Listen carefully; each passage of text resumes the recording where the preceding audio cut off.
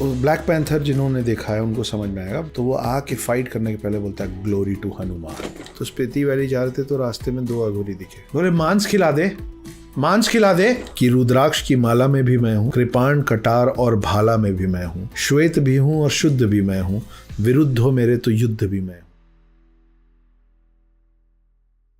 चाहे हम कितने भी मॉडर्न हो जाएं, मगर हमें हमारे रूट्स कभी नहीं भूलने चाहिए।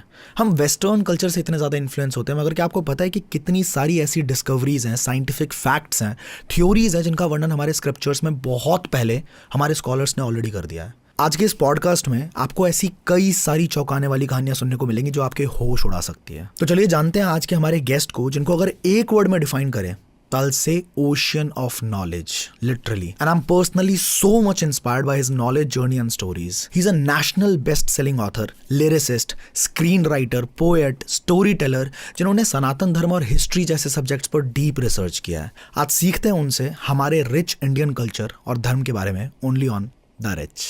Let's start with the book. जिस बुक की वजह से इतनी फेम, और मतलब वो बुक इतनी फेमस हो गई, बेसिकली बुक एक ट्रायोलॉजी के ऊपर है जी।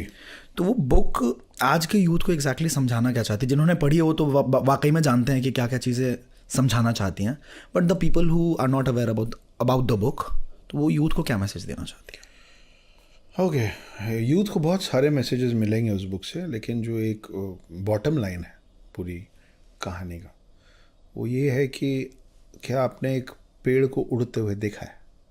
Have you seen a tree flying? And you will say no, how can a tree fly? क्यों नहीं उड़ सकता? क्योंकि वो ज़मीन से जुड़ा हुआ है। उसकी जड़ें पेड़ की ज़मीन के अंदर है। यूथ के लिए सबसे अच्छा मैसेज जो इस बुक के द्वारा मिल सकता है, अब कौन क्या लेना चाहता है वो उनके हाथ में, वो ये है कि you need to be connected to your roots. Your roots are your culture. Your culture comes from the stories, जो कि इतने समय में स्मृति में है, स्तुति में है, कहानियों के माध्यम से आपको बताई जा रही हैं। उन सब कहानियों के पीछे राज हैं, कारण है। हम लोग उससे डिटैच होते जा रहे हैं, इसीलिए हमारा कल्चर, हमारी आस्था, हमारा फेथ, हमारा विश्वास रिलीजन पे, अपने सनातन धर्म पे घटता जा रहा है, क्योंकि हम उड़ने की कोशिश कर रहे हैं। हमको सबको उड़ के वेस्ट पहुंचना है।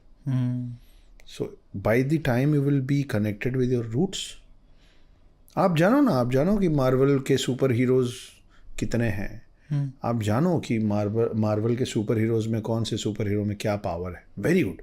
डीसी और मार्वल का फ़र्क क्या है, डीसी के सुपर हीरोज़ कौन है, वेरी गुड। लेकिन वो सब जानने के पहले आप जानो कि आपके खुद के सुपर हीरोज़ कौन है। आप पहले अपना कल्चर जानो। हमारे कल्चर से उठा के they are using and we are like clapping on them. For example, Black Panther देखा है? नहीं, मैंने नहीं देखा, दोस्तों ने देखा हुआ। मैं मार्वल का बहुत बड़ा फ़ैन हूँ, और अगर आपको मार्वल और डीसी की फिल्में और कहानियाँ अच्छी लगती हैं तो आपको द हिडन हिंदू पढ़ने में बहुत मज़ा आएगा। Simple English, quick read. तो ब्लैक पैंथर जिन्होंने देखा है उनको समझ में आएगा। ब्लैक पैंथर में एक कॉन्सेप्ट देखा है, वकांडा नाम का एक शहर है जो कि कैमोफ्लॉज्ड है, वो नेकेड आई से दिखता नहीं, ठीक है। ये जो कैमोफ्लेज सिटी का कॉन्सेप्ट है ना, ये सबसे पहले हमारे एंशिएंट स्क्रिप्चर्स में लिखा हुआ है। कैलाश पर्वत के ऊपर बोलते हैं कि एक पूरा शहर है जिसका नाम है ज्ञानगंज। उसी को चाइनीज़ और दूसरे जो हैं वो उसी को शैंग्रीला बोलते हैं, जो असल में दिखता नहीं है मगर है। अब मैं क्यों बोल रहा हूँ कि वकांडा का कॉन्सेप्ट शैंग्रीला या ज्ञानगंज से उठाया हुआ है, इसलिए क्योंकि उसमें फर्स्ट पार्ट में हीरो को अपना पोटेंशियल साबित करना होता है। तो वो लोग लेक के ऊपर लड़ते हैं, झरने के ऊपर। तो उसका जो कंटेंडर आता है ना, जो उसको जो चैलेंज करता है, वो दूसरे कबीले का मेन बंदा है। तो वो आके फाइट करने के पहले बोलता है glory to Hanuman, and then he starts fighting. तो हमारा ये मानना है कि ज्ञानगंज जो शहर है कैलाश पर्वत के ऊपर बसा हुआ, ये 7 चिरंजीवी वहाँ रहते हैं। अच्छा। वो तब आते हैं जब उनकी ज़रूरत पड़ती है। हमारा ये मानना है कि जितने भी जानवर यहाँ से एक्सटिंक्ट हो रहे हैं, विलुप्त हो रहे हैं, वो सब वहाँ जमा हो रहे हैं, वो यहाँ से विलुप्त हो रहे हैं। क्यों?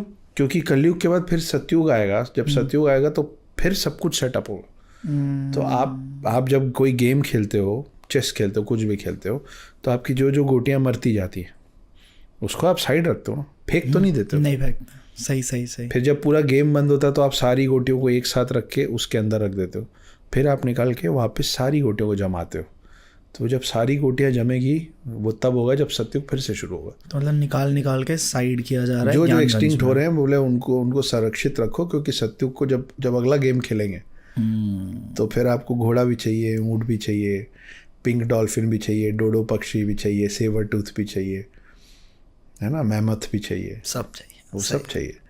तो वो सब वहाँ जमा हो रहा है। सो यूथ के लिए एक थोड़ा लंबा हो गया, सॉरी, लेकिन बहुत अच्छा हाँ, लेकिन यूथ के लिए ये है कि भाई पूरी दुनिया जानो, लेकिन सबसे पहले ये तो जानो कि जिस मिट्टी में पैदा हुए उस मिट्टी की कहानियाँ क्या है, फिर सब जानो ना। वो हमारे बचपन में ना स्कूल में वो एक गाना असेंबली टाइम में मॉर्निंग में सुनना पड़ता था और गाते भी थे कि दूसरों की जय से पहले खुद को जय करें, हमको मन की शक्ति देना, मन विजय करें। तो मैं वही कह रहा हूँ आसान शब्दों में कि दूसरों की जय से पहले खुद को जय करें। हम कलेक्टिवली और इंडिविजुअली एक गलती कर रहे हैं।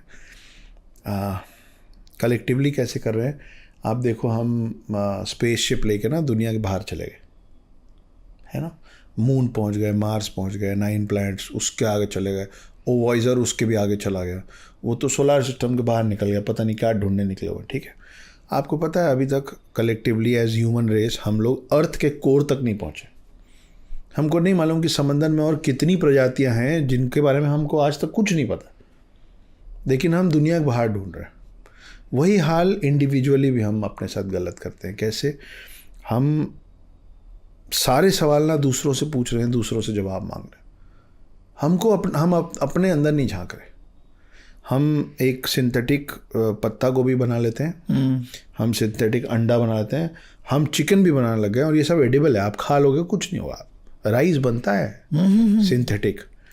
आपको पता है आप और मैं अभी तक शहद कैसे बनाते हैं वो नहीं आता हमको शहद बनाना नहीं आता। हम आज भी मधुमक्खी से शहद चुरा रहे। तो भैया जो चीज़ है पहले उसको तो बनाना सीख लो। जो बनी हुई चीज़ है उसकी ऐसी तैसी करने निकल जाते हैं हम लोग। समझ रहे हो आप क्या बोल रहे हो? तो पूरी दुनिया जानना अच्छी बात है, लेकिन शुरुआत हम बोलते हैं ना मजाक में कि हे भगवान सबका भला करो, शुरुआत मुझसे करो। तो ये बात यहाँ लागू नहीं होती? हाँ बिल्कुल। कि हे भगवान पूरी दुनिया सिखाओ, पहले सबसे पहले मुझे मैं सिखाओ। मैं जिस धरती पे पैदा हो रहा हूँ, मेरा क्या कल्चर है, मेरे रूट्स क्या हैं, मैं उड़ूंगा, लेकिन उड़ने के पहले मेरे को चलना सिखाओ। तो इस कहानी में आपको एंशिएंट साइंस की बातें बहुत इंटरेस्टिंगली मिलेगी। ये सत्य है कि जिस दिन नासा ने टेलीस्कोप बना के आपको बताया कि 9 प्लैनेट्स हैं और सन बीच में है और वो 9 प्लैनेट्स उसके आसपास घूम रहे हैं और उसको हम आज के बाद सोलर सिस्टम बोलेंगे, उसके पहले से आपके और मेरे पूर्वज सौरमंडल शब्द जानते थे। सौरमंडल, बिल्कुल, है ना। नासा जिस दिन नासा बना और टेलीस्कोप बनाया और ये सब बताया, नासा के गठन के भी पहले से हमारे घरों में 9 ग्रहों की पूजा हो रही थी। तो किसी न किसी तरह की तरीके से हमको पता था कि 9 ग्रह हैं। गलीलियो ने जिस दिन बोला था कि अर्थ इज राउंड, उसको एंटी क्राइस्ट बोल के जेल में डाल दिए, बाद में फांसी में टांग दिए थे। उस समय भी इस देश में ज्योग्राफी को भूगोल ही कहते थे। क्या भू मतलब लैंड होता है, गोल मतलब गोल होता है ना। हनुमान जी, हम ना हमारा कल्चर है बातों को कहानियों के द्वारा याद कराने और समझाने का। हनुमान जी बचपन में उड़ गए, सूरज को समझा उन्होंने, फल उसको खाने उड़ गए। उस चक्कर में उन्होंने ना अर्थ और सन का डिस्टेंस लिख दिया है, जो आप हनुमान चालीसा में रोज सुबह पढ़ लेते हो। सालों, कई 100 सालों बाद जब नासा ने अर्थ और सन का डिस्टेंस निकाला तो वो बहुत करीब था जो उसमें लिखा हुआ था। आपको लगता है कि ग्रेविटेशनल फोर्स जो है वो न्यूटन ने बनाया है, न्यूटन्स लॉ ऑफ ग्रेविटी बोलते हो आप गलत बोलते, आपको पढ़ाया गलत जा रहा है। बिल्कुल न्यूटन जी के पैदा होने, न्यूटन अंकल के पैदा होने से पहले, और पहले मतलब थोड़े साल पहले नहीं, 1000 साल पहले एक व्यक्ति थे जिनका नाम था ब्रह्मगुप्त। उन्होंने कहा था कि अग्नि, जैसे अग्नि का काम है भस्म करना, जैसे पानी का काम है ठंडक शीतलता प्रदान करना, वैसे ही ज़मीन पृथ्वी का काम है हर चीज़ को अपने प्रति आकर्षित करना। ये बोल के वो अपनी किसी और किताब में 3 लाइन लिख के चले गए। उनके मरने के 500 साल बाद भास्कर 2 नाम का एक शख्स पैदा हुआ। उन्होंने इस 3 लाइन को उठाया और उसने कहा कि ब्रह्मगुप्त ने 500 साल पहले जो लिखा है कि जैसे अग्नि का काम भस्म करना है, पानी का काम, जल का काम शीतलता प्रदान करना, पृथ्वी का काम अपनी तरफ हर चीज़ को आकर्षित करना है, इस आकर्षित करने वाले सिस्टम को, प्रोसेस को आज से हम गुरुत्वाकर्षण कहेंगे। ओके। उनके मरने के 500 साल बाद न्यूटन अंकल पैदा हुए थे।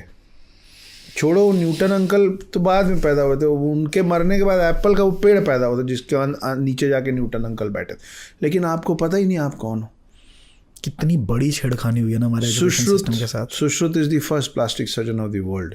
सुश्रुत ने एक किताब लिखी, 27 वॉल्यूम में किताब लिखी जिसका नाम है सुश्रुत संहिता। सुश्रुत संहिता, हाँ। उस पूरी किताब का ट्रांसलेशन हुआ पर्शियन में, it went to Arabic countries, वहाँ से ट्रांसलेशन हुआ इंग्लिश में, it went to foreign countries, it became plastic surgery, it came back to us. आज की डेट में आप किसी से पूछो कि प्लास्टिक सर्जरी को हिंदी में क्या बोलते हैं, उनके मुंह से शल्य चिकित्सा नहीं निकलेगा, आता ही नहीं आपको।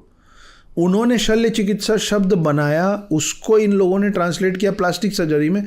आपको प्लास्टिक सर्जरी पता है? सच। मैं आपका 1 घंटे का पॉडकास्ट लगातार इसी एक बात पे ये प्रूव करके ख़त्म कर सकता हूँ कि हर वो चीज़ जिस पे लोग हंसे हैं ना पहले हम पे, और आज भी कई चीज़ों का तर्क नहीं है हमारे पास, है ना। पहले लोग हंसते थे कि हैं पागल लोग हैं साले, ये बोलते हैं पुष्पक विमान था और आदमी उड़ता था। कई 100 साल तक लोग हंसे हैं हम पे ये बोल के कि आदमी उड़ नहीं सकता, आदमी उड़ नहीं सकता। फिर एक दिन राइट ब्रदर्स आए, उन्होंने हवाई जहाज़ में आदमी बैठा उड़ा दिया। तो बोले this date will be remembered, mentioned in the history for ever, this is the day when man can fly. तो हमने बोला कि यही तो हम बोल रहे थे कि मैन कैन फ्लाई। उसको प्रूव करने के लिए तो उसके भी पहले से विमान पुराण लिखा हुआ है, पूरा विमान पुराण लिखा हुआ है कि कैसे विमान का शेप क्या होना चाहिए, उसका एरोडायनेमिक्स क्या होता है, उसमें फ्यूल क्या डलेगा, उसमें पायलट कहाँ बैठेगा उसको। अब आप बोलते हो कि हाँ, जो व्यक्ति विमान पुराण लिखा होगा उसको गुरुत्वाकर्षण की समझ नहीं होगी। क्यों नहीं? बिल्कुल सही है। ज़मीन छोड़ने की समझ जिस आदमी को नहीं होगी वो विमान पुराण कैसे लिखेगा? और ये सब विमान पुराण भी न्यूटन के पैदा होने पहले हम लिख चुके थे, तो कहाँ बराबरी कर। लेकिन बस है, अगर आपको नकारना, हमें फैलाना नहीं आया शायद। आशुतोष, आप आँख बंद कर लोगे तो अंधेरा होगा आपके लिए जी, रात नहीं होगी जी। तो है तो बहुत सारी रोशनी। लोग जो नहीं सुनना समझना चाहते हैं वो आँख बंद करके टटोलते रहते। शायद हमारे भारत में यही चीज़ हुई कि हम अपनों की नहीं सुनेंगे, कोई बाहरी आदमी आएगा। जैसे हमारे घरों में भी होता है ना कि अपने घर की मुर्गी दाल बराबर। हाँ, हमको आदत है वैलिडेशन की। आज की डेट में लोग बात करते हैं कि संस्कृत सीखना चाहिए। क्यों? क्योंकि अब फलाने फॉरेन की यूनिवर्सिटी में संस्कृत मैंडेटरी कर दिया है, तो अब आप संस्कृत सीखो। अरे इन्होंने ये स्टार्ट टेकिंग प्राइड। जब कोई फॉरेनर आपसे अच्छी हिंदी में, यू गेट इम्प्रेस्ड। लेकिन आप हिंदी में बात, हमें इंग्लिश में बात करनी है। हम इंग्लिश में, और कोई किसी इंग्लिश महफिल में कोई हिंदी में बात करता है तो उसको डाउन साइज कर देते हैं, खुद ही कर देते हैं। अच्छा, आपने एक बहुत अच्छी, जो हम प्रेयर करते थे तो उसका मेंशन किया, तो एक प्रेयर और करते थे, सारे जहाँ से अच्छा हिंदुस्तान हमारा। उसमें एक लाइन आती है कि मजहब नहीं सिखाता आपस में बैर करना। तो what does Hindu religion teach us? हमारे को क्या सिखाता है ये? यार, हम लोग ना सबसे ज़्यादा सहनशील लोग हैं, सबसे ज़्यादा सहनशील लोग। हिंदू धर्म आपको किसी से लड़ना नहीं सिखाता है। हिंदू धर्म अगर लड़ना सिखाता होता तो आज तक हमने कहीं किसी भी देश पे आक्रमण क्यों नहीं किया? हिंदुस्तान ने कभी आक्रमण नहीं किया। हिंदू धर्म एकलौती ऐसी कौम है आशुतोष, जिसके हर देवी देवता के हाथ में अस्त्र और शस्त्र है। बिल्कुल है। उसके बावजूद हम लोग इतने सहनशील हैं कि हम कभी पहला वार नहीं करते। है ना? आप समझ रहे हो मैं क्या कह रहा हूँ। लेकिन उस चीज़ को बेवकूफ़ी समझना, लोगों को बंद करना ज़रूरी इसलिए क्योंकि आपको ये बताना ज़रूरी हो गया है कि एक हाथ पे हमारे शस्त्र है, दूसरे हमारे हाथ पे हमारे शास्त्र है। आप डिसाइड कर लीजिए कि आपको शास्त्र में बात विवाद करके, संवाद करके जीतना हारना है या शस्त्र। हम दोनों के लिए रेडी, कोई प्रॉब्लम नहीं। तो सवाल क्या था, सॉरी मैं थोड़ा मिक्स कर गया। मजहब नहीं सिखाता, मजहब नहीं सिखाता आपस में बैर रखना, हम किसी से बैर नहीं कर रहे हैं, किसी से बैर नहीं कर रहे हैं। एक कहानी है काकभूषणी की, अभी हम लोग कैमरा चालू होने के पहले एक लाइन में बात किए थे जी। काकभूषणी की कहानी अगर ध्यान से पढ़ोगे या सुनोगे ना तो समझ में आएगा कि हमारे ग्रंथों में लिखा हुआ है कि हर किसी को बराबर सम्मान दो। कैसे? काकभूषणी जो थे वो शिव जी के बहुत बड़े भक्त थे, बहुत बड़े भक्त थे। उनके जो गुरु थे वो विष्णु जी के भक्त थे। एक दिन उन्होंने अपने गुरु का तिरस्कार कर दिया ये बोल के कि मेरे शिव बड़े हैं, तुम्हारा विष्णु नहीं है। अच्छा। इस बात से गुस्सा किसको है मालूम है? शिव को। शिव ने अपने भक्त काकभूषणी को ये श्राप दिया कि तुम अब 1000 बार, मतलब 1000 लाइफ टाइम्स तुम सांप बन के पैदा हो गए। ओ हाथ पैर जोड़ लिए, बोले गलती हो गई महाराज, गलती हो गई, प्लीज़ प्लीज़ प्लीज़। बोले ठीक है, जब ये हो जाएगा ना उसके बाद तुम्हारा पश्चाताप ये है कि उसके बाद 1000 बार सांप बनने के बाद जो तुम्हारा इंसानी जन्म होगा उसमें तुम विष्णु अवतार राम के भक्त बनोगे, मेरे नहीं बनोगे। तो शिव जी को गुस्सा किस बात पे आ गया कि तुमने विष्णु को बराबरी का औहदा क्यों नहीं दिया। फिर वो राम भक्त बन के पैदा हो गए। उनको राम का पूरा बाल रूप देखे बहुत अच्छा लगा। फिर उनको, मैं नाम भूल रहा हूँ, उनको एक ऐसा ब्राह्मण मिला जो निर्गुण पूजा में विश्वास करते थे। तो उन्होंने बोला जो है मेरे विष्णु है, मेरे शिव हैं, निर्गुण पूजा कुछ नहीं होती। निर्गुण पूजा क्या थी, होती क्या है? मतलब कैसे बोले, शेपलेस ओके, है ना, कि निराकार निर्गुण निराकार। जैसे मूर्ति पूजन मानने वाले हैं, नहीं मूर्ति पूजन मानने वाले हैं, हमारे हिंदू धर्म में दोनों को बराबर वो दिया जाता है ना। बिल्कुल बिल्कुल है ना। तो उन्होंने इस बार उनका तिरस्कार कर दिया। अरे फिर उनको श्राप मिला, बोले तुम्हारा चेहरा कौवे जैसा हो जाएगा, तुम्हारा शरीर आदमी जैसा रहेगा, तुम ऐसा ऐसा ऐसा ऐसा जो। वो काकभूषणी को इतनी दीर्घायु का, फिर बाद में उनको वरदान भी मिला। तो वो अभी तक 21 बार रामायण होते हुए देख चुके हैं और 18 बार महाभारत होते हुए देख चुके हैं। तो हमारी कहानी, हर कहानी, तुम कोई भी कहानी उठा के उसके पीछे ना एक सबक है, एक सीख है। पंचतंत्र की हर कहानी में लोग हंस देते हैं कि इन लोग पागल लोग हैं, ये ऐसी किताबें अपने बच्चों को पढ़ाते हैं जिसमें जानवर बात करते हैं। अरे भैया, वो जानवर भी जो बात करते हैं वो हमारे बच्चे के सीखने के हिसाब से बात करते हैं। सही बात है। कुछ सिखा के जाते हैं और फिर बाद में फिर आप जंगल बुक बनाते हो मेरे को देख देख के। हाँ ये सच है। आपको वो पूरी बात पता है कि नहीं हो तो खैर बहुत लंबा हो जाएगा। क्या नाम था जंगल बुक? Rudyard Kipling. जब ब्रिटिशर्स का टाइम चल रहा था, ये सत्य घटना है, ब्रिटिशर्स का टाइम चल रहा था, तो एक दंपति जो कि ब्रिटिश फोर्स में था वो आके यहाँ बस गए। उनका एक बच्चा हुआ। वो बच्चा 5 साल की उम्र तक यहाँ रहा। उसकी एक इंडियन आया थी, नैनी। वो उसको सुलाते समय पंचतंत्र की कहानियाँ सुनाती थी। अच्छा। कि ये जानवर इसको ऐसा किया, फिर ये उसको ऐसा किया। वो सुनता सब बड़ा हो रहा था। फिर 5 साल की उम्र में उसके माता पिता वापस ब्रिटेन चले गए, तो ये भी चला गया। 5 साल का बच्चा था, चला गया। वहाँ पे माता पिता का देहांत हो गया। वो फिर फॉस्टर होम्स में रहा। फॉस्टर होम्स में कहीं सेट नहीं हो पाया। फिर बड़ा हुआ, फिर कुछ नौकरी किया, फिर सेट नहीं हो पाया। फिर फाइनली वो वापस इंडिया आया। वो जब इंडिया आया उस समय एमपी में और यूपी में बड़े घने जंगल होते थे। तो वो गया एक चर्च मिशनरी में। तो उसको पता चला कि मिशनरी के लोग एक ऐसा बच्चा पकड़ के लाए हैं जिसको पिछले कुछ साल से भेड़िए पाल रहे थे। ओहो। खाए नहीं थे, पाल रहे थे।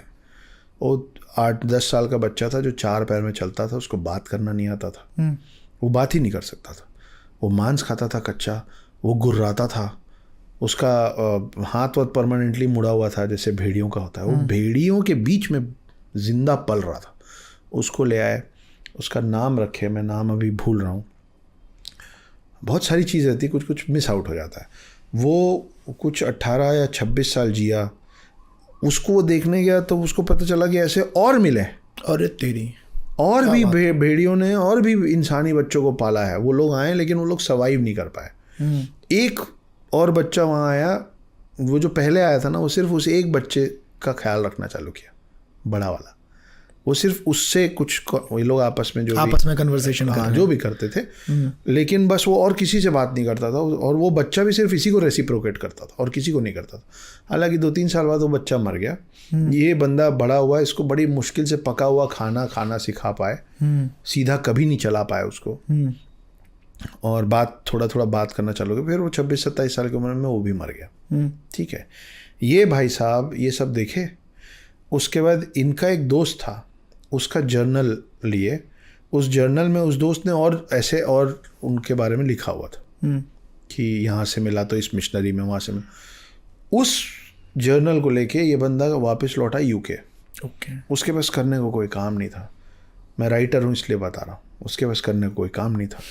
वो बैठा और उसने ये कहानी लिखना चालू की कि भारत के जंगलों में ऐसा हुआ, फिर एक बच्चा मिला, फिर उसको अब उसने कैसे अपने जीवन का मतलब अपने लाइफ का एक्सपीरियंस और उसमें जोड़ना शुरू किया कि फिर उसको भेड़ियों ने पाला, फिर भेड़ियों ने उसको देश निकाला दे दिया। उसको उस लड़के को फॉस्टर होम से निकाल देते थे बार बार, तो उनको निकाला, उस बच्चे को गांव में भेजा, तो गांव में उसका मन नहीं लगा, तो फिर वो वापस इनको ढूंढता हुआ आया, और ये भेड़ियों से बात करता था, और उसमें एक बगीरा था बात करता था, और एक भालू था बात करता था।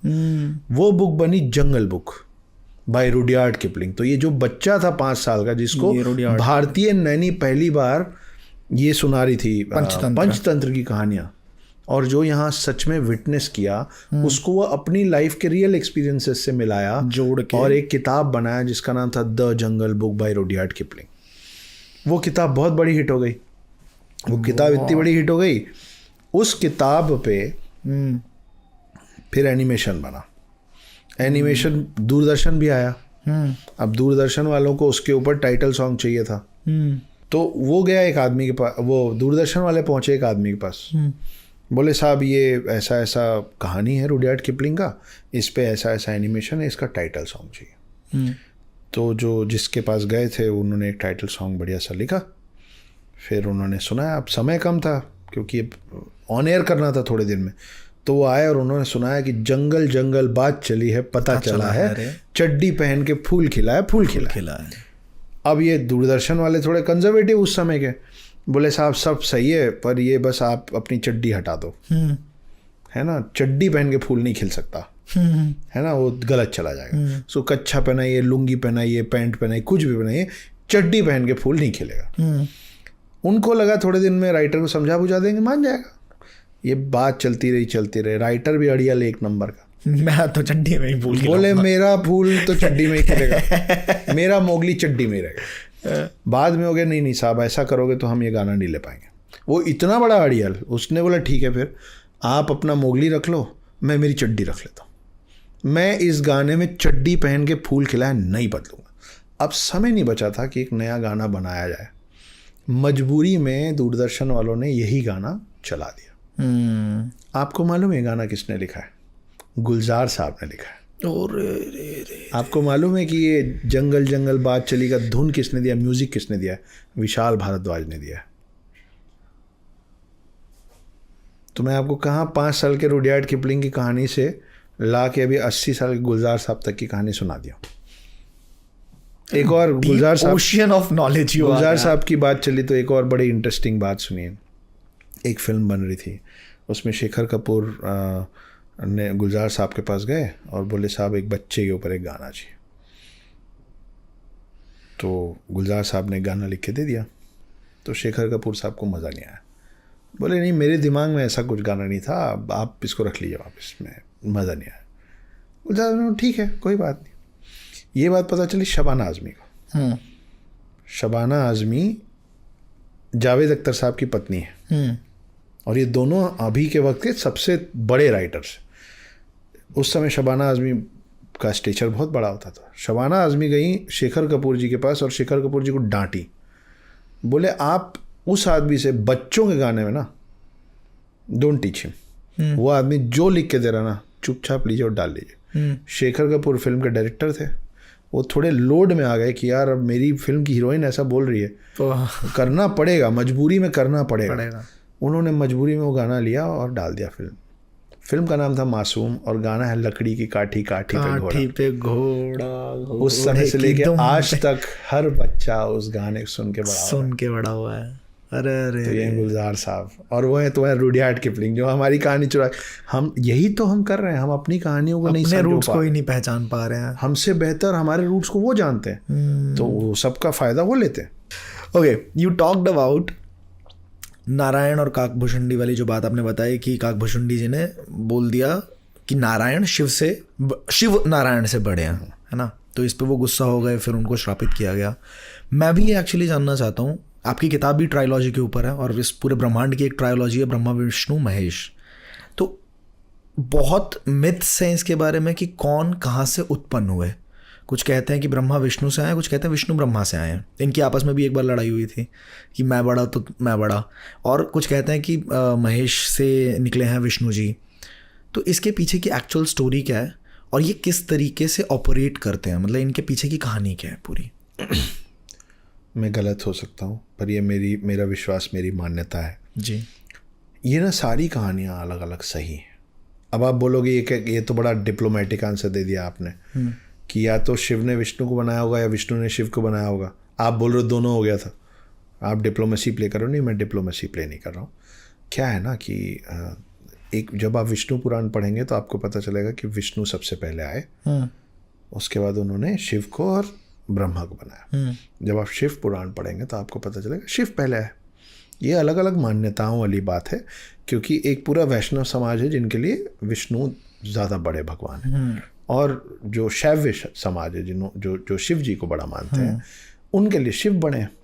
एक और बहुत बड़ा क्लैन था जो कि अब बिल्कुल क्षीण हो गया है, जो मानते थे कि इनमें से कोई पहले नहीं आया, सबसे पहले आई है शक्ति, और शक्ति से ही सब निकला है, जिसको बिग बैंग थ्योरी बोलते हैं। दैट इज शक्ति, एंड शी क्रिएटेड एवरीथिंग। मतलब she is the one who created the creator Brahma, who created the preserver Vishnu, who created the destroyer Shiva, है ना। अब मैं क्यों बोल रहा हूँ कि ये तीनों ही कहानियाँ सही हैं। देखिए, 4 युगों का एक कल्प होता है। सतयुग, उसके बाद आता है त्रेता युग जिसमें रामायण हुआ, फिर आता है द्वापर युग जिसमें महाभारत हुई, और फिर आता है कलयुग जिसमें आप और हम परेशान हो रहे हैं। जी। कलयुग खत्म होने के बाद तो ये सतयुग, त्रेता युग, द्वापर युग और कलयुग में ये 4 युग जब खत्म होता है तो इसको कहते हैं एक कल्प। उसके बाद फिर से एक नया कल्प शुरू होता है वापस सतयुग से। तो आप मेरी उंगली को ध्यान से देखिए, ठीक है। डमरू देखा है ना, शिव जी का डमरू। आप तो ऐसे भी शिव भक्त हैं जी। तो डुक डुक डुक डुक करते रहते हैं, तो क्या होता है, एक बार इधर टकराता है फिर एक बार इधर टकराता है, ऐसे ही होता है ना जी। अब हाथ को देखिएगा, सतयुग, त्रेता युग, द्वापर युग, कलयुग, ठीक है, सतयुग। क्या बनाइए, डमरू। अब इस डमरू को आप जल्दी जल्दी पेन चलाएंगे तो क्या हो जाएगा, 8 इन्फिनिटी। यस है ना, यस यही है इन्फिनिटी। Yes, okay. कि हर बार कलयुग के बाद फिर सतयुग शुरू होता है। It is a never ending circle जो चल रहा है। okay. मेरा ऐसा मानना है, जो कि मैंने बोला मैं गलत हो सकता हूँ, पर मुझे ऐसा लगता है। हर बार जब कलयुग खत्म होता है ना, तो सब कुछ खत्म नहीं होता कलयुग में, कुछ चीज़ें बच जाती हैं। उदाहरण के तौर पे शेषनाग का नाम शेषनाग है ही इसलिए कि कलयुग के बाद जो नाग शेष हो जाता है वो है शेषनाग। जो कलयुग के अंत में भी खत्म नहीं होता है वो है शेषनाग। वो है शेष मतलब जो बच गया, है ना।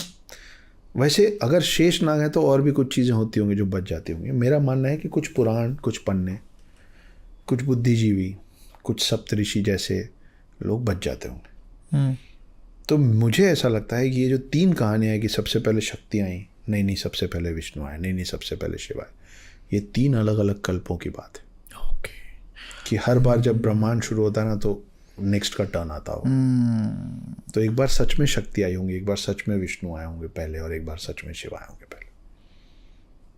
और बाकी मान्यता है, बाकी ये इन्फिनिटी है। भगवान को जानो मत मानो। आप मानेंगे तभी वो। देखिए, हम लोग मानते हैं ना कि हम भगवान से प्रार्थना करेंगे तो भगवान हमको चीज़ें देगा। मुझे लगता है ये उल्टा है। हम कलयुग ज़्यादा तेज़ी से इसलिए आएगा क्योंकि हमारी मान्यता और आस्था भगवानों पे गिर रही है। We are the source of gods powers. हम जब जाके उनमें आस्था रखते हैं तब उनको शक्ति मिलती है, ये उल्टा नहीं है, समझो। तो जैसे जैसे हमारी आस्था घटेगी उनकी शक्ति घटेगी, जैसे जैसे उनकी शक्ति घटेगी असुरों की शक्ति बढ़ेगी। तो आप ज़्यादा से ज़्यादा अगर आस्था, मैं नहीं बोल रहा हूँ मंदिर जाइए दूध चढ़ाइए, आपकी अपनी पद्धति हो सकती है, लेकिन अगर आप अपने भगवान पे आस्था रखेंगे, आप मानेंगे कि भगवान है, तो भगवान बार बार आपको सही साबित करेंगे कि मैं हूँ। केदारनाथ में क्या हुआ, इतनी बड़ी बाढ़ आई ना, वो कहाँ से एक पत्थर आया जो एक मंदिर को बचा लिया। अभी पंचवक्त्र मंदिर मंडी में भी तो यही हुआ अभी। हाँ, अभी वाली बाढ़ में। हाँ, मैं अभी उसके बारे में मुझे कम पता है फिलहाल, ट्रैवल बहुत चल रहा है इसलिए आजकल शोध कम हो रहा है, लेकिन अब बोलने वाले तो आराम से बोल सकते हैं कि that was a coincidence. That can not be a coincidence. I have seen that rock can not be, मतलब एग्जैक्ट उस जगह पे और उतने ही साइज का जितने साइज का मंदिर है। नहीं, और वो भी देखिए ना आपकी ना वो, और वो पत्थर सीधा मंदिर से भी तो टकरा सकता है। एग्जैक्टली, ना वो बहुत पीछे रुका और ना आके उसने मंदिर को तोड़ दिया, वो रुक गया। कोइंसिडेंस हो ही नहीं सकता। तो मतलब ह्यूमन कोई कुछ भी बोल ले वो चीज़ पॉसिबल नहीं है। तो वही मैं बोल रहा हूँ कि आपकी आस्था और विश्वास जितना उनमें बढ़ेगा उनकी शक्ति उतनी बढ़ेगी। इसीलिए दूसरे साइड के लोग आपको, नास्तिक लोग आपको ये समझाना चाहते हैं कि ये सब नहीं होता, क्योंकि आप जितने लोग उनकी बात मानेंगे आप अपने भगवानों को उतना कमज़ोर करेंगे। ऐसा डेमन्स की शक्ति उतनी ज़्यादा बढ़ती चली जाएगी। कल्प खत्म होने की बात की, कलयुग खत्म तभी होगा जब कल की अवतार आएंगे जी। अब हम एक चीज़ कहते हैं, जैसे त्रेता युग खत्म हुआ तो रावण के अंत से त्रेता युग का खत्म हो गया। करेक्ट। फिर उसके बाद कौरवों के अंत से पूरी एक ब्लड लाइन खत्म हुई और फिर द्वापर युग समाप्त हुआ। तो अब कलयुग भी खत्म होगा जब, ऐसा बोलते हैं ना कि एक एक इंसान के अंदर डेमन्स भी हैं और एंजल्स भी हैं, मतलब अच्छी साइड भी है और बुरी साइड भी है। कल की अवतार जब आएंगे तो मतलब इंसान को ही ख़त्म करेंगे या उसके डार्क साइड को ख़त्म किया जाएगा, या जो आर्टिफिशियल इंटेलिजेंस, मैंने अपनी वीडियो के अंदर भी बोला कि आर्टिफिशियल इंटेलिजेंस वो आने वाले टाइम में बहुत हावी होने वाला है हमारे ऊपर। जैसे अभी भी आप देख सकते हैं कि उसने सोचने समझने की शक्ति बहुत हद तक ख़त्म कर दी। आज के टाइम पे ऑथर, जैसे आप ऑथर हैं तो उनको रिसर्च करने में जितना दिमाग लगाना पड़ता था वो नहीं करना, उनको प्रॉम्प्ट डालना है, उनको पूरा डेटा मिल सब आ जाएगा।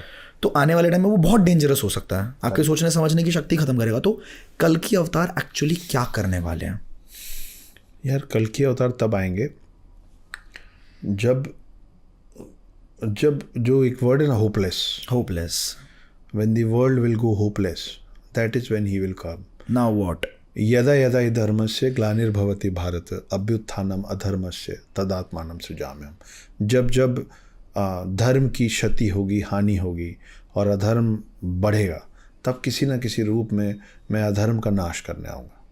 अब अगर आप खुद ही अधर्म बन जाएंगे तो आपका नाश तो होना पड़ेगा। मुझे ऐसा लगता है आर्टिफिशियल इंटेलिजेंस और जो लोग इसको ऑपरेट कर रहे हैं, जो आने वाले टाइम में ये बढ़ने वाला है। जैसे अभी आपने देखा होगा शायद कि एक रेसलर्स की पिक्चर्स अपलोड हुई थी, रेसलर्स अभी प्रोटेस्ट हुआ था ना, तो उनको डिटेन कर लिया गया था पुलिस के द्वारा। तो उन्होंने प्रूफ के लिए कि जनता को पता लगे, उन्होंने एक पिक्चर ली, बस के अंदर ही शायद लेके जा रहे थे उनको, तो वो पिक्चर बिल्कुल ऐसे सैड फेस के साथ थी कि वो दुनिया को दिखाएंगे।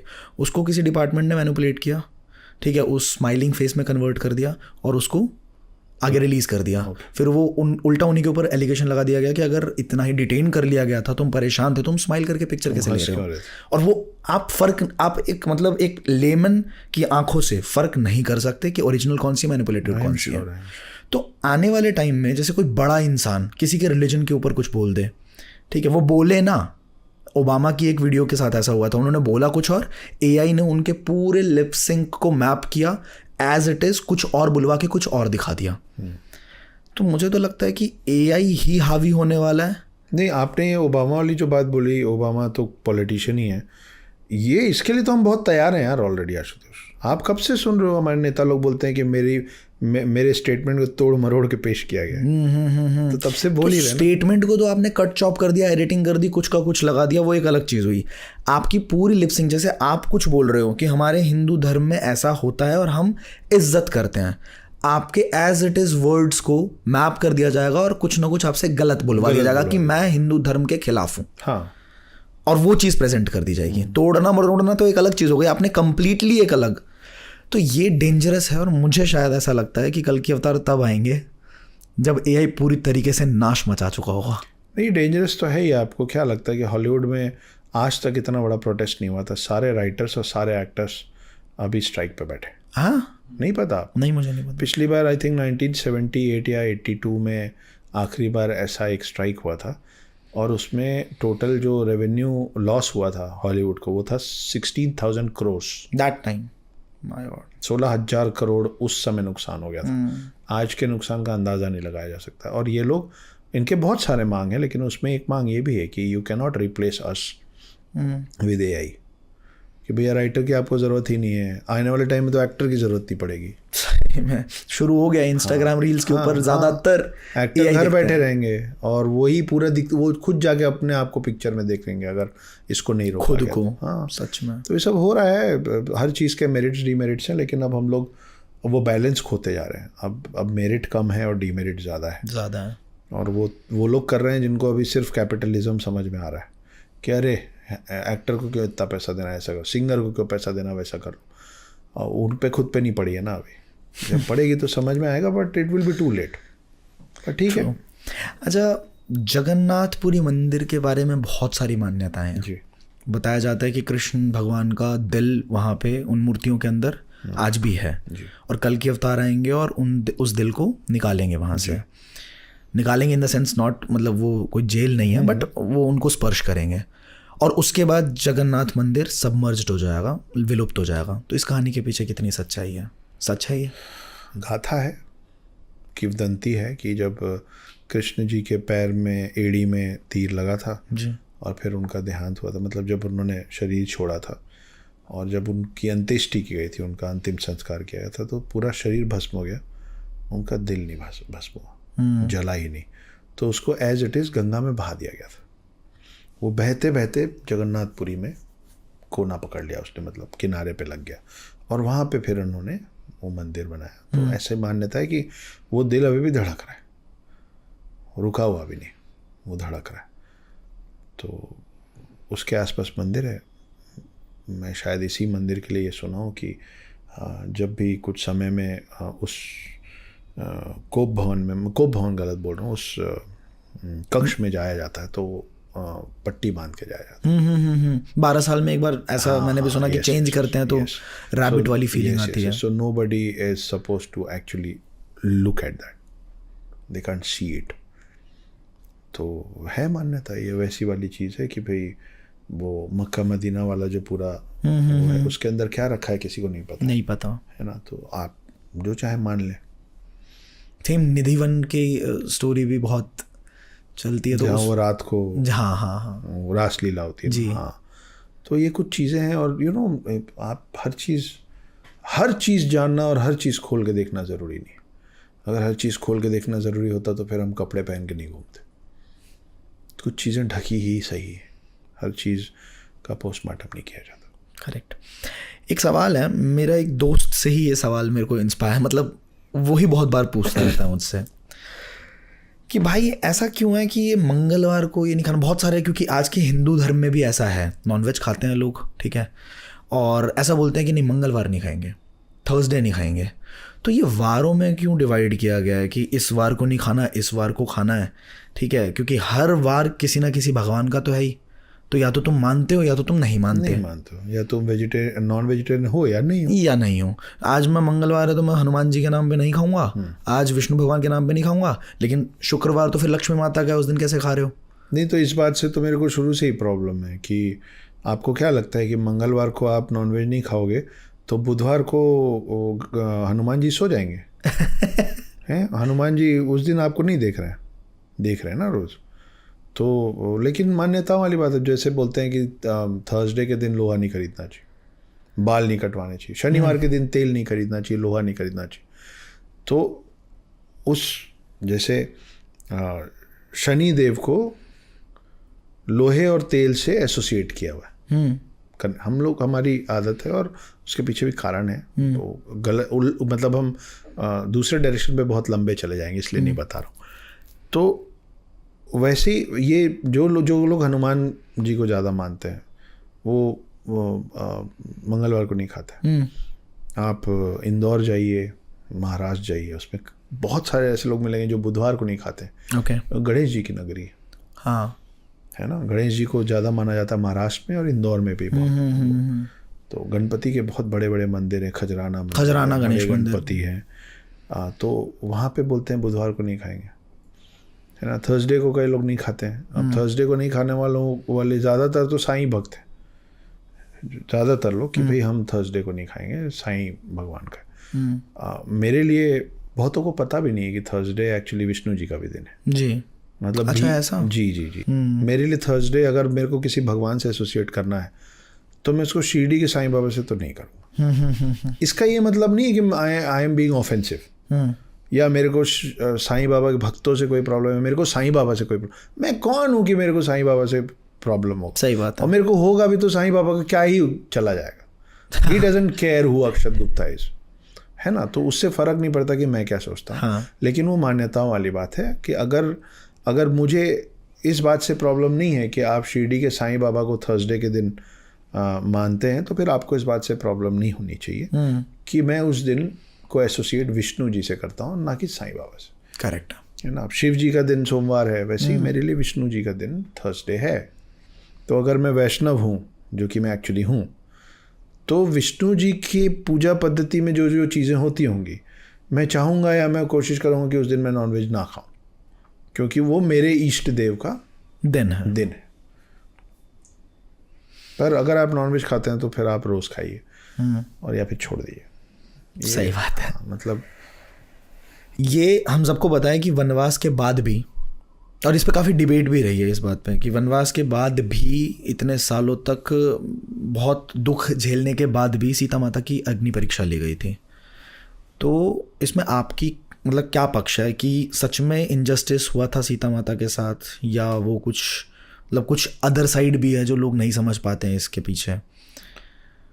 रामानंद सागर जब वाल्मीकि रामायण बना रहे थे जी, तो वो इस बात से सहमत नहीं थे कि ऐसा हुआ होगा, कि एक धोबी ने बोल दिया होगा, एक धोबी ने मतलब उनकी पवित्रता पे सवाल उठा दिया होगा और राम ने अग्नि परीक्षा मांग ली होगी। वो उसको शूट भी नहीं करना चाहते थे।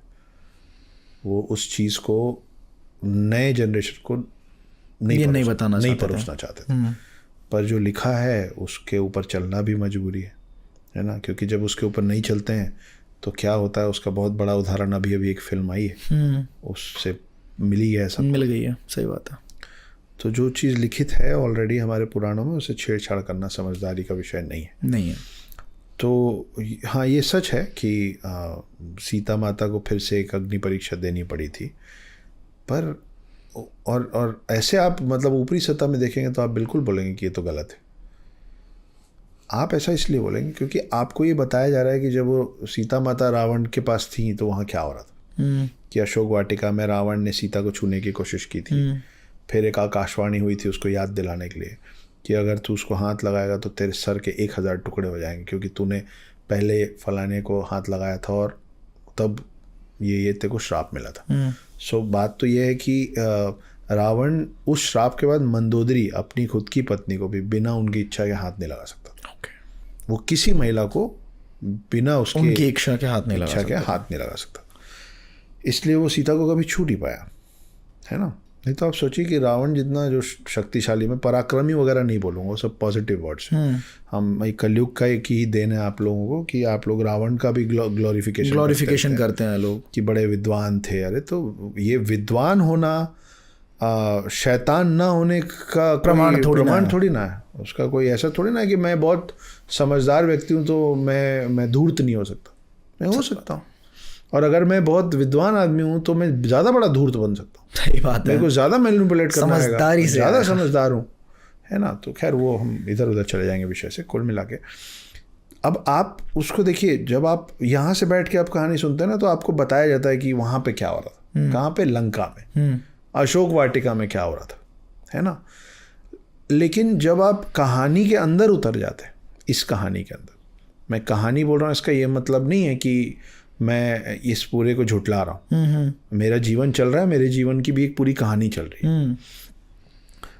उसको समझाया ये गया है कि एक पराई एक नारी जब कहीं पराए जगह पे रह के आती है तो उस पर शंका, समाज शंका करता है, उस पर उंगलियां उठाई जाती हैं, बिल्कुल, है ना। उस लिहाज से उस धोबी के बारे में बताया गया। धोबी मतलब धोबी नहीं है, धोबी मतलब वो पब्लिक है, वो प्रजा पब्लिक है, प्रजा, बिल्कुल सही है ना। और ये समझाने की कोशिश की गई है उसमें कि राजा वो होता है जो अपने राज्य के सबसे निचले स्तर के बंदे की भी बात, लोगों की भी बात सुने और उस पर एक्ट करे। एक्चुअल मीनिंग उसका वो था, नहीं तो राजा वो धोबी क्या कर लेता, राम जी को प्रेस से थोड़ी न जला लेता है, कुछ नहीं कर सकता वो तो। उल्टा राम चाहते तो उसको उल्टा लटका लेते। लेकिन एक अच्छा, यहाँ मर्यादा पुरुषोत्तम राम की बात है। मैं समझ गया कि राजा, एक सही राजा वो है जो अपने प्रजा के सबसे निचले स्तर के आदमी की बात को भी उतनी गहनता से, उतना ही चिंतन करके सुने और उसके मन में जो भी सवाल है उसको भी सेटिस्फाई करे। क्या बात है। तो अग्नि परीक्षा इसलिए दिलाई गई थी कि वो बंदा सेटिस्फाई हो जाए कि ये पवित्र है और तुम्हारी भी सुनो, चाहे इसके लिए अपने दिल को चीर के दिखाना पड़े। जैसे हनुमान जी ने वो गाना है ना, विभीषण ऐ लंकापति विभीषण तुझे आज मैं बतलाऊं, हाँ, श्री राम जानकी। हाँ, तो जैसे मतलब ये कल्चर ही है एक तरीके से, श्री राम का कल्चर ही है। तो आप आज की डेट में उस चीज़ को आज तक लोग फॉलो कर रहे हैं, लेकिन in a different and wrong perspective. Follow ये करना है कि जो सिंहासन पे बैठा है, फिर वो आपके एरिया का पार्षद हो, कॉरपोरेटर हो, एमएलए हो, कोई भी हो, चाहे सीएम हो, चाहे प्राइम मिनिस्टर हो, एग्जाम्पल ये दिया गया है कि आप जब जितने ऊंचे सिंहासन में, आपको आपके कान उतने गहरे तक सुनने चाहिए। चाहे कोई, आप जितने ऊपर जाओ उतने नीचे वाले तक आपकी उसकी आवाज़ आप तक पहुंचनी चाहिए। तो उसके परेशानी का निराकरण करने के लिए राम जी को तो पता था कि वो पवित्र हैं। अगर उनको शंका होती तो नहीं लाते, पहले कर देते हैं, नहीं वो लाते ही नहीं। हाँ, सही बात। आमतौर पे आज के, क्योंकि हम आज की सोसाइटी में बात कर रहे हैं और हम आज के सोसाइटी के लोगों के थॉट्स की बात कर रहे हैं। उस धोबी और सीता को अग्नि परीक्षा क्यों देनी पड़ी थी, इसलिए मैं आज के सोसाइटी की लैंग्वेज में बोल रहा हूँ कि अगर आपको इस बात की शंका होगी तो आप बोलोगे ना, जहाँ वहीं रहो, मैं नहीं ले जा रहा तुमको साथ। उनको इतने अच्छे से पहले अपना के वापस लाया गया, फिर वो आइकॉनिक फोटो जहाँ राम लक्ष्मण सीता खड़े हैं, वापस से पूरे दरबार, हाँ, राम दरबार, और हनुमान बैठे हैं एक घुटने पे। वो सबके बाद हुई ना ये बात कि धोबी ने कुछ बोल दिया और उसके समाधान पे राम ने बोला कि आपको अग्नि परीक्षा देनी पड़ेगी। तो राम को तो पता था कि अग्नि उसको नहीं जलाएगी, मेरे को मालूम है मेरी सीता पवित्र है, ना कि राम शक करने लग गया। समाज है, शक करेगा। आज के टाइम पे डिबेट इसी बात पे है कि देखो तुम्हारे राम जी ने शक कर लिया किसी के कहने पे। नहीं, डिबेट तो दसियों चीज़ पे है। हमारे राम, मैं तो बार बार बोलता हूँ कि भाई तुम्हारे राम और तुम्हारे शिव तो रोने लग जाते हैं, तांडव करने लग गए, सती माता हाँ, के उस रोने पे लग गए, हाँ। और तुम्हारे राम तो शक कर लिए। भाई मैं ये बोलता हूँ कि वो इसलिए रोते हैं, शिव इसलिए रोते हैं क्योंकि हमको, आप एक बात बताओ, आपको दुख का मतलब नहीं मालूम, आंख से आंसू आपके गिरा नहीं, आप कैसे किसी और का दुख समझोगे? तो हम अपने भगवानों से इसलिए कनेक्ट करते हैं क्योंकि हमको पता है कि वो हमारा दुख समझेंगे, क्योंकि दुख की अनुभूति क्या होती है वो उनको खुद पता है। वाह। इसलिए हम जाके मंदिर में रोने लग जाते हैं कि वो देख रहा होगा, उसको समझ में आएगा मेरे पे क्या बीत रही है ना। तो वो मतलब हमारे भगवान तो हमारे करीब होने के लिए इंसान बन जाते हैं यार, क्या बात कर रहे हो? सही बात है। विष्णु जी बैकुंठ धाम से उतर के राम और कृष्ण बन जाते हैं। मतलब हम चाहते हैं कि हम भगवान बन जाएं, भगवान हमारे करीब होने के लिए इंसान बन के आ जाता है, पैदा होता है, तकलीफ पाता है, फिर मर जाता है। कृष्ण मरे थे ना। तो ये तो होता है भगवान कि जो हमको समझे। हम पिता का पाँव क्यों छूते? पिता, हम माँ का पाँव क्यों छूते? क्योंकि माता पिता हमारी तकलीफ, हमारे इमोशंस, हमारी भावनाएं, समझते हैं। हमारा डीएनए, हमारे एक्सप्रेशन समझते हैं। तो इससे प्यारा भगवान कौन हो सकता है जो आपके बीच रहना चाहे? इस पे आप मेरे से कैसे तर्क वितर्क कर सकते?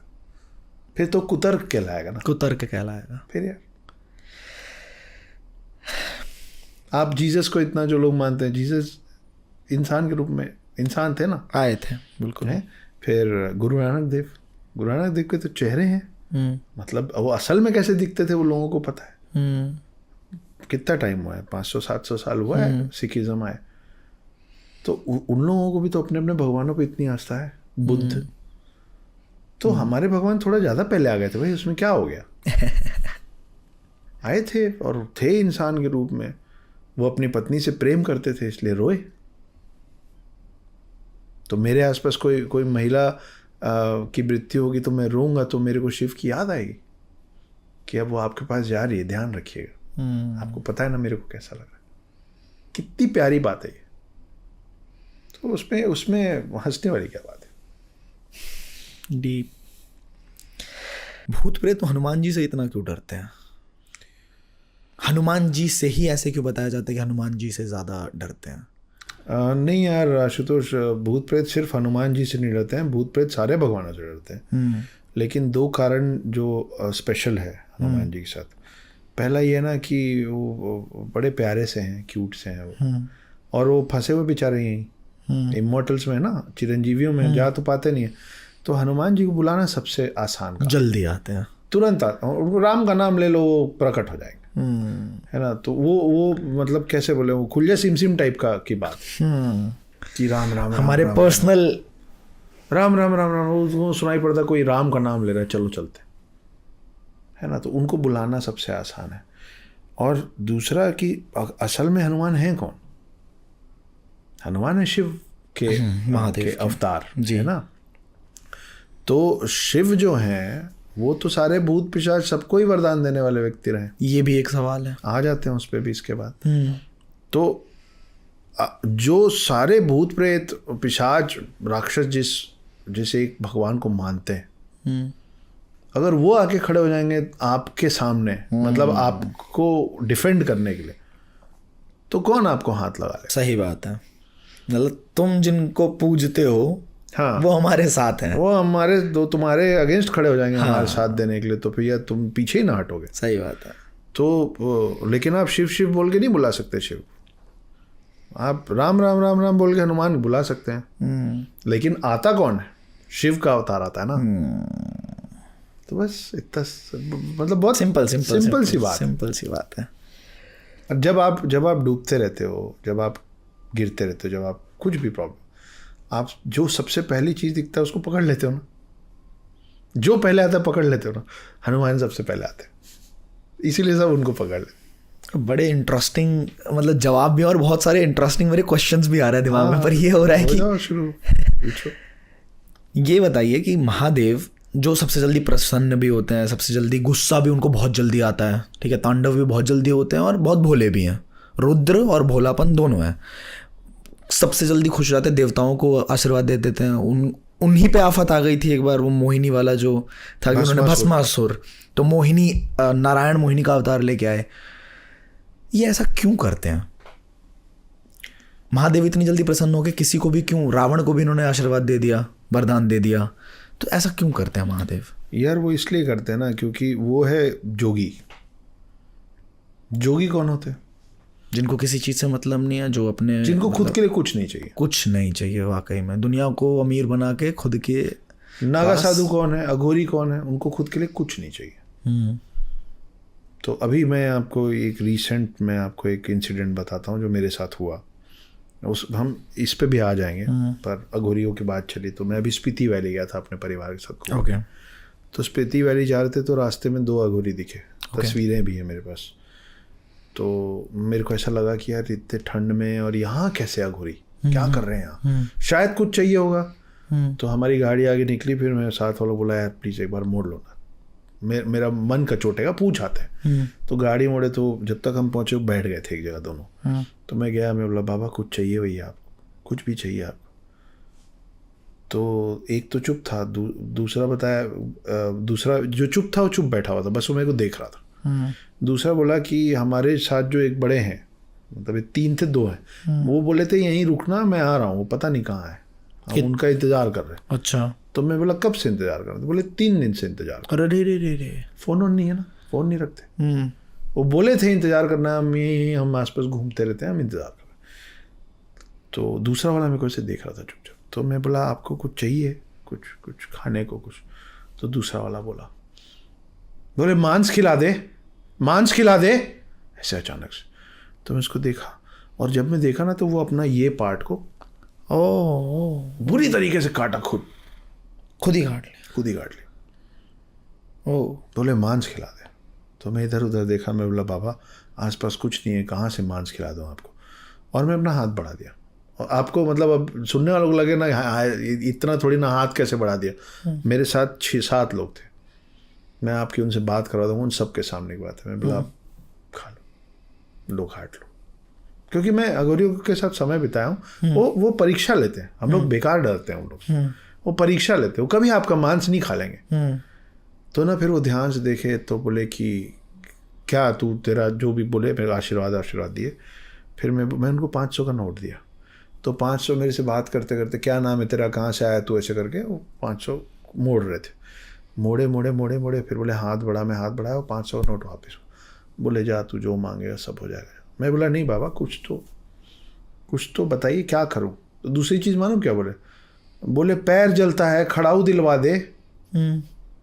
अब वो लकड़ी का खड़ाऊ कहाँ से लाऊंगा मैं यार, बीच जंगल में? तो मैं बोला बाबा कुछ ऐसा बोलिए जो कर सकूं मैं। तो बोले वही तो समझा रहे हैं तेरे को, कुछ नहीं कर सकता है तू जा, तू अपने रास्ते जा। अरे भाई, वो 500 का नोट लौटा दिया मेरे को। अरे और फिर उनको अच्छा लगा तो वो अपना ऐसे बाल को, ऐसे 8-10 बाल को पकड़ खींच के तोड़ा और मेरे हाथ में दिया। मैं इसको संभाल के रख, जो मांगेगा हो जाएगा, ले जा इसको, कुछ नहीं होगा तेरा। मैं संभाल के रखा हूँ उसको। मैं उसके पास रुका था उसको कुछ देने, उसने दे के भेज दिया। उसने ऐसी चीज़ मांगी जो वहाँ पॉसिबल ही नहीं थी। और तब उसने आखिरी में बोला कि यही तो समझा रहे हैं, तू क्या ही कर लेगा, तू क्या ही दे देगा हमको, चल आगे बढ़। ये होते हैं अघोरी नागा, और यही होता है शिव, कि अच्छा मेरे पास कुछ है जो तेरे काम का है, ले रख। अपना बाल खींच के नोच के, तकलीफ हुई होगी ना बहुत, फिर ले जा, कुछ नहीं। उसके पास जो था वो दे दिया, शिव जी के पास जो होता है दे देते। प्यार से बात कर लो, उनको कुछ चढ़ा दो, मान जाते। वो मेरे को क्यों दिए बाल? क्योंकि मैं कम से कम कोशिश कर रहा था परीक्षा में कि आप मांगो ना यार, दे पाऊंगा तो दूंगा, चलो मांस खाना लो मेरा हाथ, अपना हाथ मत खाओ मेरा खा। वो प्रसन्न हो गया था। शिव आसानी से प्रसन्न हो जाते हैं क्योंकि वो अपने पास कुछ नहीं रखना चाहते। कोई और क्यों नहीं विष पी लिया, शिव क्यों पिए? अच्छा तुम सबको तकलीफ है, चलो मैं ग्रहण कर लेता हूं। लेकिन इस पूरी बात में एक और ज़रूरी बात यह है कि आप हैं कलयुग में, आपको शिव का भक्त बनना है, बहुत अच्छी बात है, आप शिव जी के भक्त बनिए। लेकिन शिव जी के भोलेनाथ अवतार की पूजा करने, शिव की पूजा करनी है ना आपको, ये समय वो नहीं रह गया है कि आप भोलेनाथ, क्या होता है ना आशुतोष, आप जिस भगवान की प्रार्थना करते हैं आप अंदर उस भगवान की वैसी छवि बना देते। हमारे किसी भी मंदिर में जाओ, आपको ना भगवान मुस्कुराते हुए दिखे, भोलेपन से मुस्कुराते हुए दिखे।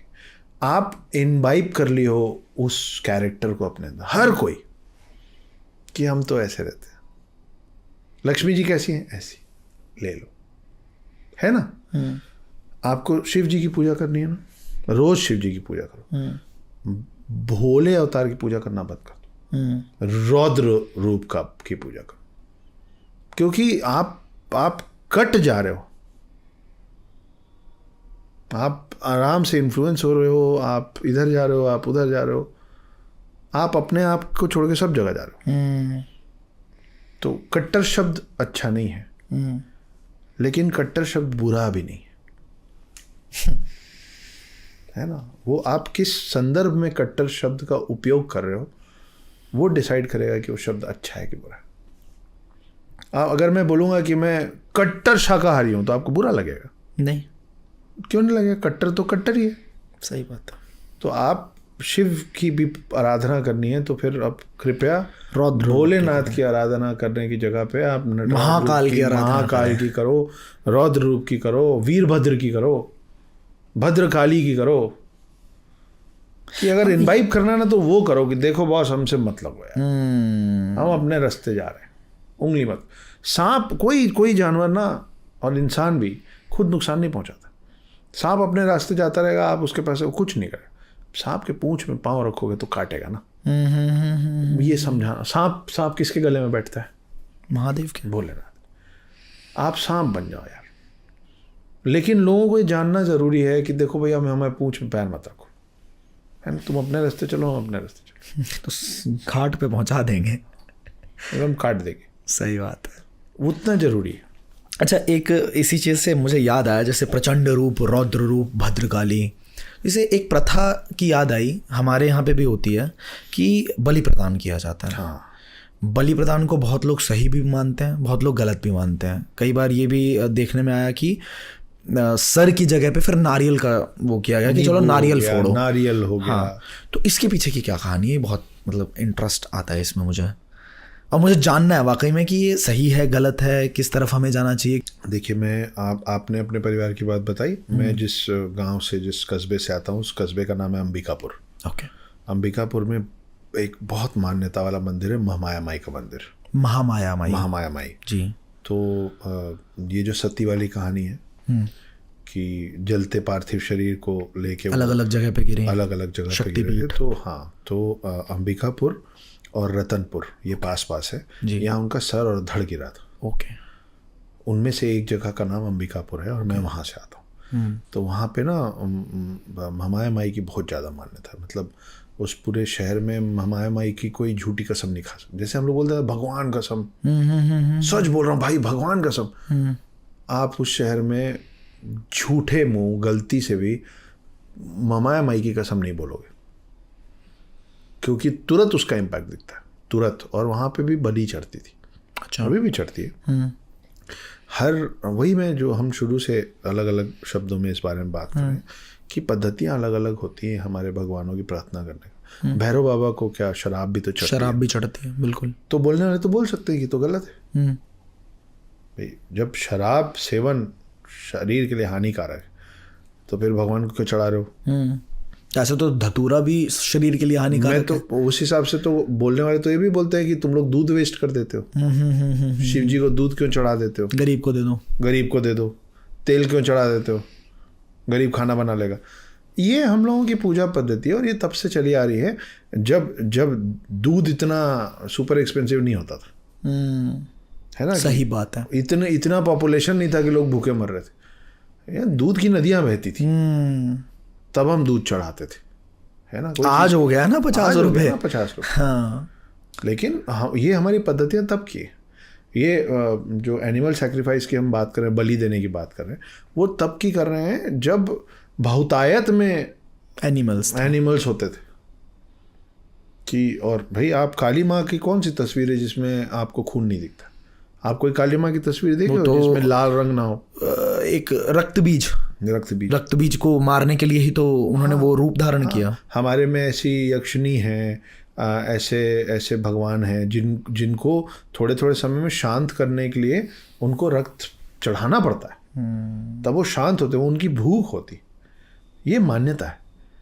और उसको फिर फेंक नहीं दिया जाता है, उसको बाकायदा पका के और प्रसाद के तौर पे बांटा जाता है, खाया जाता है। हाँ, ये मेरे को लगता है ये शायद कोई ऐसा स्टेट नहीं होगा इस देश में जहाँ अभी भी कहीं ना कहीं ना होता होता है ना? वो चाहे वो चिकन हो, वो मटन हो, वो कुछ भी हो। मटन का बेसिकली ज़्यादा रहता है। तो इसमें आप ऐसे भी तो चिकन मटन खा ही लेते हो यार, तो उसको प्रसाद के तौर में भी खा रहे हो तो क्या प्रॉब्लम? लवली, बहुत मजा। आप जैसे चाहो वैसे अपने भगवान की पूजा करो। एक पूरी कहानी है जिसमें शिव जी को किसी ने कच्चा मांस चढ़ा दिया था, शिव जी उसको भी एक्सेप्ट करके आ गए थे हाँ हाँ कि हाँ तुमने मन से चढ़ाया ना, चलो ठीक। तो हमारे भगवान तो हर चीज़ में है। और प्रहलाद की जो कहानी है कि वो पिलर तोड़ के नरसिम्हा अवतार निकले थे, नरसिम्हा अवतार क्योंकि निकले थे। वो पूछ रहा था कि इसमें भी है उसमें भी है तो इस पिलर में भी होगा। तो प्रहलाद ने बोला आओ यहाँ भी है। यहाँ भी है। तो देख लो। हाँ, आप मन से। अब शबरी के झूठे बेर क्यों खाए झूठे राम? बेर खाए थे। तो झूठे थे, ऊपर से शबरी छोटी जाति की थी, खाए ना। तो मुझे ऐसा, एक तो देखो यार, तुम्हारे भगवान को ना तुम्हारा खाना नहीं चाहिए, भाव चाहिए। आप अच्छे साफ मन से जो दोगे वो खा लेंगे।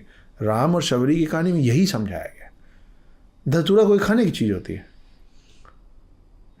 चलो गणेश जी को आप लड्डू चढ़ाते हो तो फिर भी ठीक।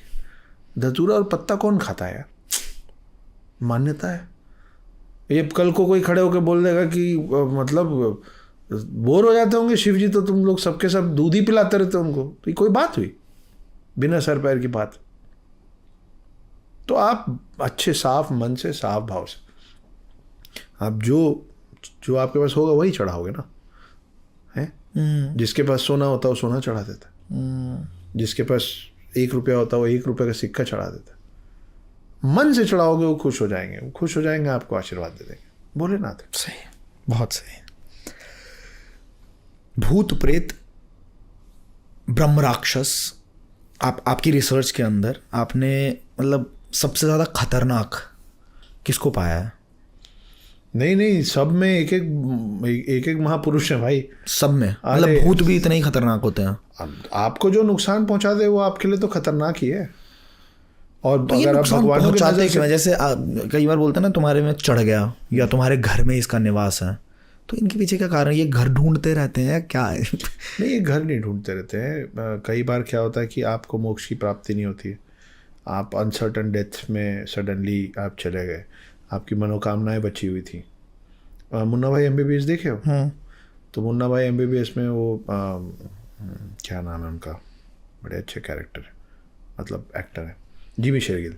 जिमी शेरगिल वो जब आते हैं तो ग्रेसी सिंह डॉक्टर है और बोलती हैं कि कल शाम तक ना तुम जो भी काम है निपटा के आ जाओ, तुमको एडमिट करना।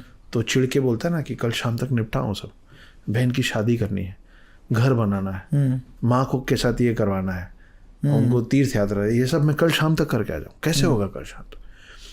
तो अचानक जाने का टाइम आ गया, आप कहीं जा रहे थे, एक्सीडेंट हो गया, आपने पड़ गए, you were not ready to go, You had so many things to you had take so care many of. desires to fulfill. Desires. Exactly. तो जब वो नहीं हुआ होता है तो आपको कई बार आपकी मृत्यु के बाद भी आपकी आत्मा शांत नहीं होती, इसीलिए आत्मा की शांति की पूजा होती। तो कई बार अगर आत्मा की शांति की पूजा, सोचो कि भाई एक शरीर का अंतिम संस्कार होता है ना, संस्कार है ना, मुंडन संस्कार, और फिर एक इसका नाम ही अंतिम संस्कार, जनेऊ, उपनयन संस्कार, बहुत सारे। आप ये सोचो कि किसी भी रीज़न से किसी एक इंसान का शरीर मिला ही नहीं, बह गया या शत विशत हो गया, जो भी हो गया, नहीं मिला, आप उसका अंतिम संस्कार कर लेते हैं। कैसे करोगे? पिंडदान करके मतलब पंडित जी लोगों के पास सब चीज़ का उपाय है, लेकिन असल में नहीं हो पाया, तो उसको फिर उसकी आत्मा को शांति नहीं मिली। तो अब that soul is stuck in between 2 worlds, this world and that world. किधर जाए? वो यहाँ से निकल ही नहीं पाया, तो उसको लगता है कि ये मेरा घर है, मैं तो यहीं रहता हूँ। लेकिन अब उसके जाने के बाद आप सोचो कि फॉर एग्जांपल वो बंदा किराए में रहता था अपने परिवार के साथ, वो इकलौता कमाने वाला बंदा था, वो मर गया। उसको जब तक समझ में आया कि मैं मर गया हूँ और वो वापस उस घर में आया, तब तक परिवार किराए का घर छोड़ के जा चुका था। उसके लिए तो आखिरी घर वही था ना, वो तो मान के चल रहा है मेरा घर है। अब वहाँ पे जो नए लोग रहने आए हैं उनको उसको वो अच्छे नहीं लगेंगे कि ये तो मेरी मदर का कमरा था, तुम कौन सो रहे हो। तो जब उसको कुछ अच्छा नहीं लगेगा तो वो कुछ इम्पैक्ट होगा। तो क्या मतलब इनमें इतनी पावर्स होती हैं कि ये चीज़ों को हिला सकते हैं? मतलब क्योंकि ये तो निराकार है ना, इनके पास शरीर तो है नहीं। देखो पावर्स तो कैसे करते हैं? आपके घर में कभी बोला है किसी ने कि तुमको नज़र लग गई? हाँ, नज़र में भी है पावर तो। आप किसी को बददुआ देते हो तो भी पावर लगती है। आप किसी के लिए बुरा सोचते हो, ये सब जो मजाक मजाक में गानों में होने लग गया है, ये क्या होता है? काजल क्यों लगाया जाता है? हर चीज़ के पीछे कारण है। तो अब वो गुस्से में है और उसके पास शरीर नहीं है, कुछ तो इम्पैक्ट छोड़ेगा यार। वो एनर्जी तो है ना। अगर आप साइंस के लैंग्वेज में बात करोगे तो साइंस बोलता है कि everything is vibration, everything is हाँ, energy. And when the body dies एक एनर्जी निकलती है बाहर, प्रवाह होती है शरीर बिल्कुल से। सही है।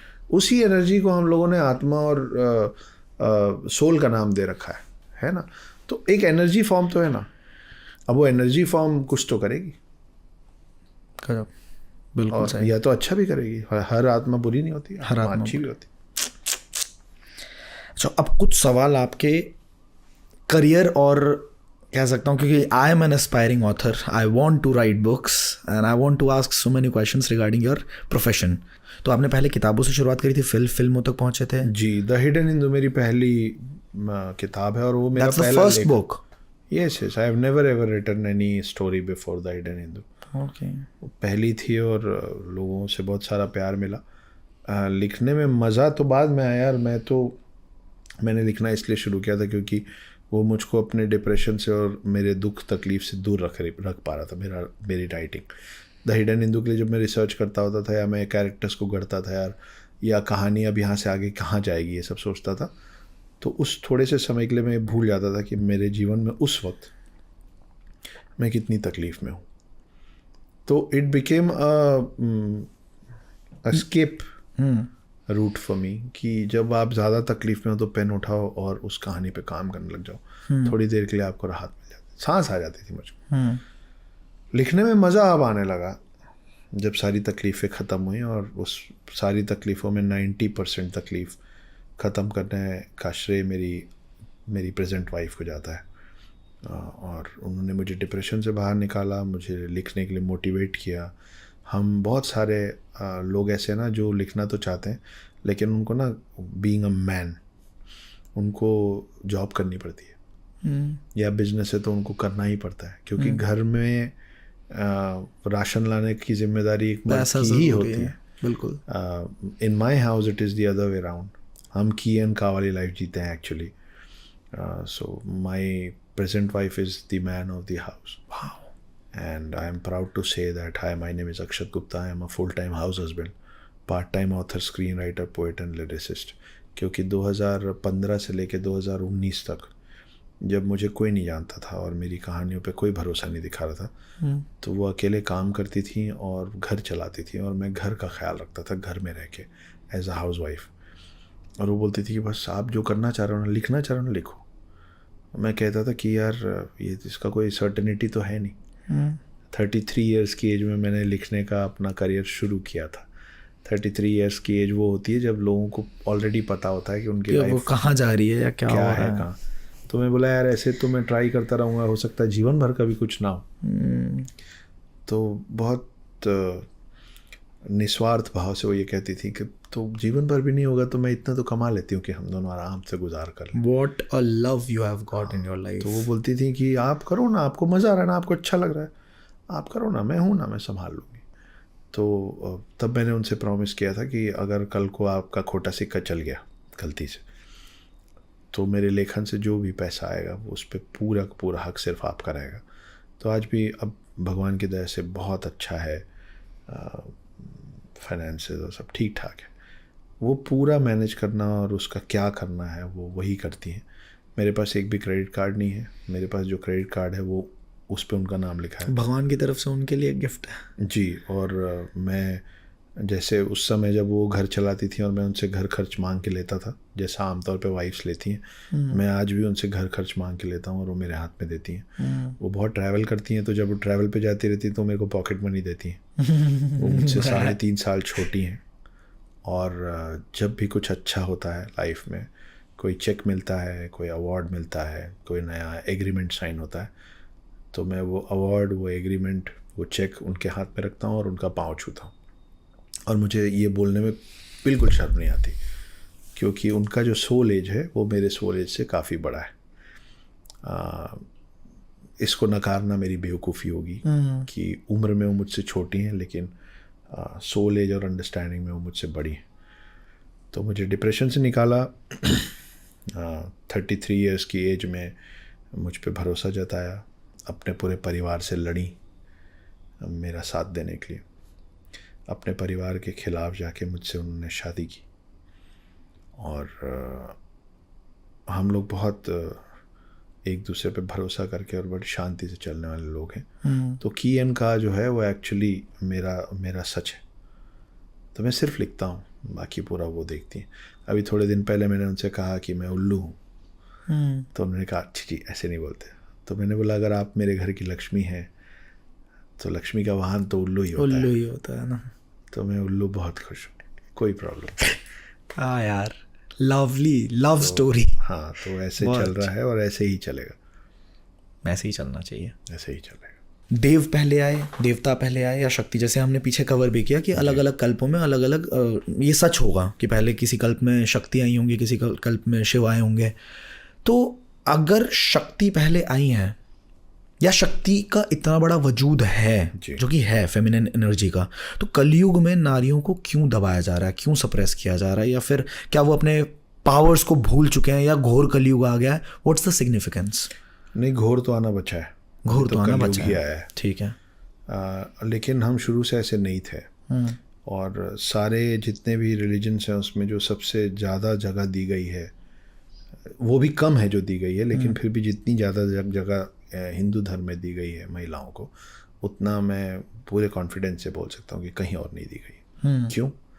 आप देखिए, पुराने समय में किसी भी भगवान का नाम भी हम उनके नाम के पहले महिला के नाम के, सीताराम, राधे कृष्ण, गौरी शंकर, लक्ष्मी नारायण, क्या बात की, सिया राम, राधे श्याम, है ना, सबका नाम पहले आता था। आप एक एग्जाम्पल के तौर पे आप शिव जी का परिवार पकड़िए, ठीक है। शिव जी के गले पे सांप है, वासुकी बोलते हैं उनको, और उनका वाहन है नंदी। उनके 2 बेटे, एक कार्तिक, एक गणेश। कार्तिक का वाहन है मोर और गणेश जी का वाहन है चूहा। अब आप सोचिए कि जो सांप है वो चूहे को खा सकता है, जो मोर है वो सांप को खा सकता है। मैं कई बार सोचता हूँ कि जब ये तीनों जन फैमिली डिनर पे ऐसे डाइनिंग टेबल पे बैठ जाओगे है ना, तो इन लोग सबकी गाड़ी पार्क तो एक ही जगह होती होगी, टेबल के नीचे, पैर के पास, है ना। वो नीचे ही खेलते होंगे ना वो लोग, वो किसी को कुछ नहीं खाते हैं। लेकिन अभी फैमिली इनकम्प्लीट है, 3 है ना, चौथा कौन है? शेरा वाली पार्वती। तो अभी क्या है ना, टेबल ऐसा है, 3 लोग एक तरफ बैठ गए, वो सीसा होता था ना, अभी 3 जन इधर बैठे, फिर आती हैं पार्वती, आके इधर बैठे, धड़ा, तब ये पूरी फैमिली ये कंप्लीट होती है, ये बैलेंस होता है। और उनका वाहन कौन है? शेर। उसके सामने ये सब पानी का चूहे, मोर, सही बात है, ठीक है ना। तो ये है शक्ति जो कि पूरे को बैलेंस बना के रख रही है। गणेश बुद्धि के देवता हैं, Kartik is god of war, उनसे अच्छा योद्धा नहीं है, और Shiv the destroyer of the worlds. उन तीनों के सामने आके एक महिला बैठती है, तब जाके वो टेबल बैलेंस होता है। न्यूट्रॉन, प्रोटॉन और इलेक्ट्रॉन मिलके बनाते हैं एटम। डिस्ट्रॉयर, प्रिजर्वर और क्रिएटर मिलके बनाते हैं पृथ्वी, सृष्टि। ब्रह्मा, विष्णु और महेश मिलके बनाते हैं शक्ति। तो हमारे में महिलाओं को जितने बड़ा औहदा दिया गया है, और बिल्कुल कलयुग है, इसीलिए स्थिति हो रही है जो कि गलत हो रही है। अभी हमारे घर पे मेरा जो छोटा भाई है, पहले हम लोग अभी ऐसे लिखा था ना पोस्टल एड्रेस में कि Akshat Gupta son of Shri Ajay Gupta, my father's name is Ajay Gupta. लेकिन पहले क्या होता था? देवकी नंदन, यशोदा नंदन, सही बात है, होता था ना, कौशल्यानंदन, ऐसे ही होता था ना। हाँ। तो अब हमने कम से कम, वो बोलते हैं ना कि बदलाव अपने घर से शुरू होता है। तो मेरे छोटे भाई का बेटा है जो 2 साल का है, तोतला के बोलता है। उससे अगर आप पूछेंगे ना कि बेटा आपका पूरा नाम क्या है, तो वो बोलेंगे अनंता पुत्र अगस्त्य गुप्ता। क्या बात है। वो नहीं बोलेंगे कि my name is Agastya Gupta son of Avinash Gupta, नहीं बोलेगा वो बोलेगा अनंता पुत्र अगस्त्य गुप्ता। तो हमने अपने घर में तो वो बदलाव शुरू कर दिया है। बहुत खूब है ना। तो okay, I want to like coming back on my question कि फ्यूचर के क्या प्लान्स हैं, या प्लान्स हैं या फिर आप जैसे चल रहे हो एकदम आराम आराम से और एकदम तहस नहस करते हुए आराम आराम से? नहीं, मैं तो क्या करने वाले हो आप? मैं देखिए, मैंने आपको बताया ना कि एक बार सुसाइड अटेम्प्ट किया था, फिर जीवित बच गया हूँ। तो मुझे लगता है कि जो बच गया हूँ उसके बाद की लाइफ बोनस है। और फिर वो जो मेरे को 2014 में समझ में आया था, वो बहुत सारे लोगों को कोविड के टाइम में समझ में आया कि यार आराम से चलो, कहाँ दौड़ रहे हो, कहाँ पहुँच रेस में हो। देखिए, अगर आप अंबानी से ज़्यादा या अंबानी के बराबर अमीर नहीं, अडानी अंबानी के बराबर, और अगर आप इस देश में बिलो पॉवर्टी लाइन नहीं है, मतलब अगर आप इस देश में सबसे अमीर नहीं है और सबसे गरीब नहीं है, तो उस बीच में आप कौन हैं उससे किसी को कोई मतलब नहीं। ये वो वाला रेस है कि आप कितनी भी तेज़ रोड पे कार चलाएंगे, आपके आगे कोई ना कोई गाड़ी हमेशा चलती ही रहेगी, क्योंकि वो रोड है ना। तो मैं किसी जल्दबाजी में किसी रेस का हिस्सा बनने की कोशिश नहीं कर रहा हूँ, पर मेरे फ्यूचर प्लान्स हैं। और मेरी अगली किताब जनवरी या फरवरी में रिलीज़ हो रही है। वो इस बार ट्रिलॉजी नहीं है, वो स्टैंड अलोन है। मैं बहुत क्लियर हूँ कि I don't want to be stamped as only Hindu scripture writers.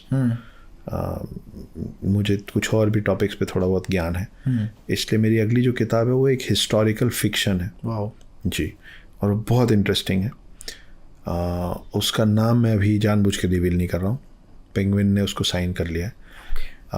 उसके भी विजुअल राइट्स सेल हो चुके हैं, तो उस पर भी फिल्म बन रही है। जैसे द हिडन हिंदू पे महेंद्र सिंह धोनी साहब की कंपनी, मतलब रन बाय मिसेस साक्षी धोनी की कंपनी, जिसका नाम है धोनी एंटरटेनमेंट। मिसेस साक्षी धोनी मिस्टर महेंद्र सिंह धोनी की समकक्ष है, उनकी वाइफ है।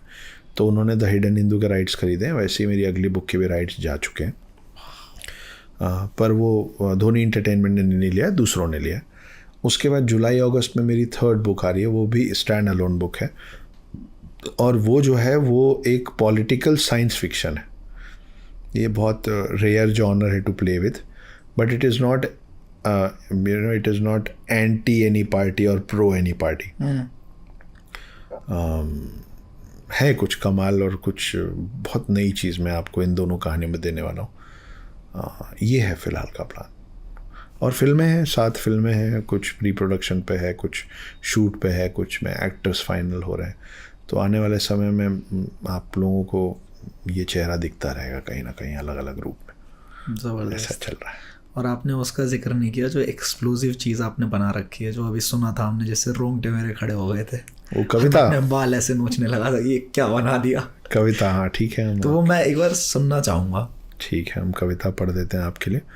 ये मुझसे कई बार ये सवाल पूछा जाता है कि आपने किताब का जो नाम रखा है द हिडन हिंदू जी, वो क्यों रखा है। पर उसके पहले मैं आपके कुछ नए दर्शक होंगे जो शायद मुझको अब तक नहीं जानते होंगे, नहीं सुना।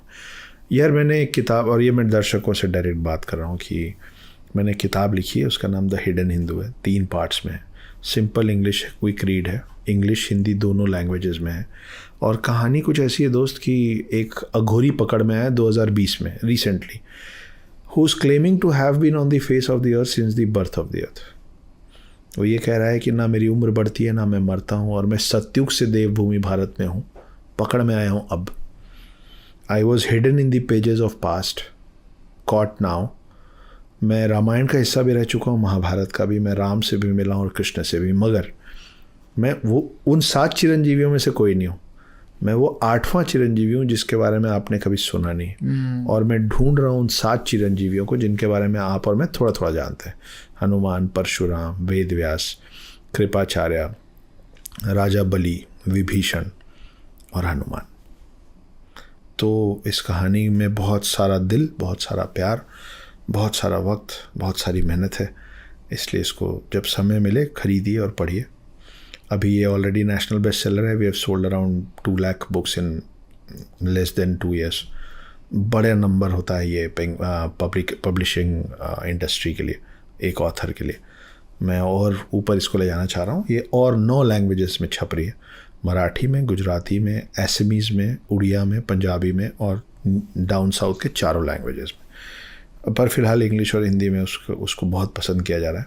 आपको ये किताब अमेज़ॉन, फ्लिपकार्ट, जियो मार्ट, किसी भी अच्छे बड़े बुक स्टोर, सब जगह मिल जाएगी। तो ये सवाल पूछा जाता था कि द हिडन हिंदू नाम क्यों रखा, हिंदू नाम क्यों रखा।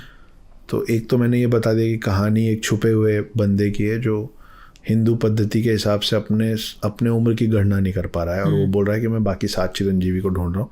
तो 7 चिरंजीवी कौन है? हिंदू एंशिएंट स्क्रिप्चर्स के हैं ना, इमॉर्टल्स, इसलिए। पर उसका दूसरा जो कारण है वो ये है कि मैं खुद एक हिंदू हूँ, और मैं उसी के बारे में तो बात कर सकता हूँ जिसके बारे में मुझे जानकारी है। तो फिर सवाल आता है कि अच्छा, आपको बड़ी जानकारी है, तो हिंदू क्या होता है? तो जी, तो कौन है हिंदू? कौन है हिंदू, क्या होता है हिंदू? तो उस पे मैंने एक कविता लिखी है जो आपको अच्छी लगी, अब आपके दर्शकों के लिए फिर से।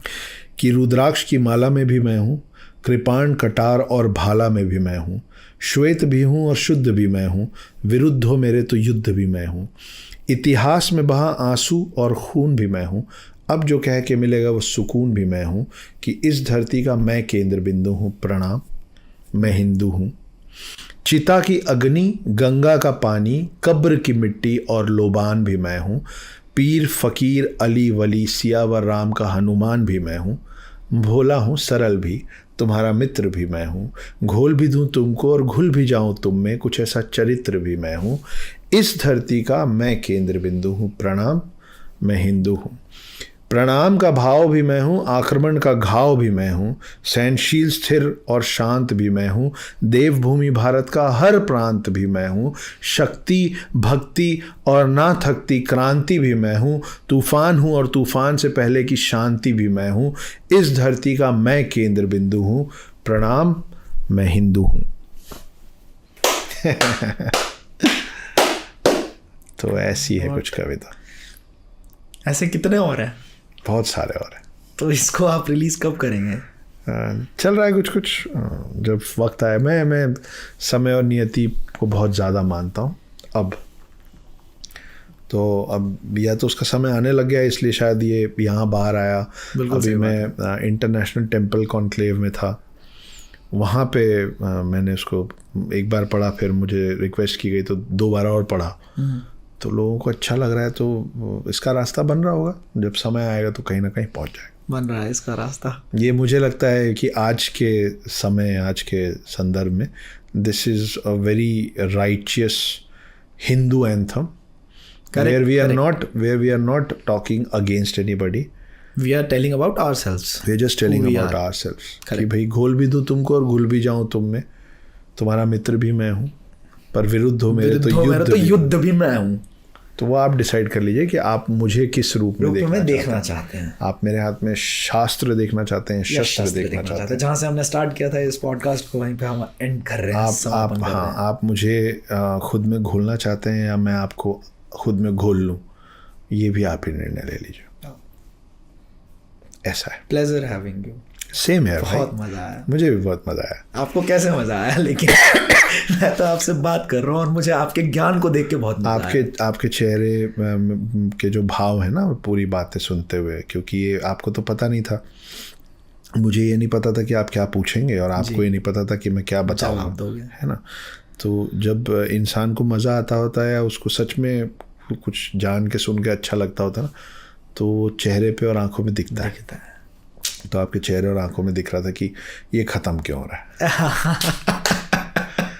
तो इसी बहाने और मैंने प्लान भी कर लिया कि मैं बहुत जल्दी मुंबई आने वाला हूँ और फिर हम करेंगे, मतलब पॉडकास्ट करें ना करें, but I want to spend more time with you. Done deal. ये बहुत कम दुख है मुझे इस बात का कि मैं 5 बजे आया और आज आपका इवेंट भी था और आप जा भी रहे हो। मैं मुंबई में रहता हूँ, मेरा घर 34 माले पे है, दोनों तरफ से समंदर दिखता है, बहुत शांत घर है। आपका स्वागत है।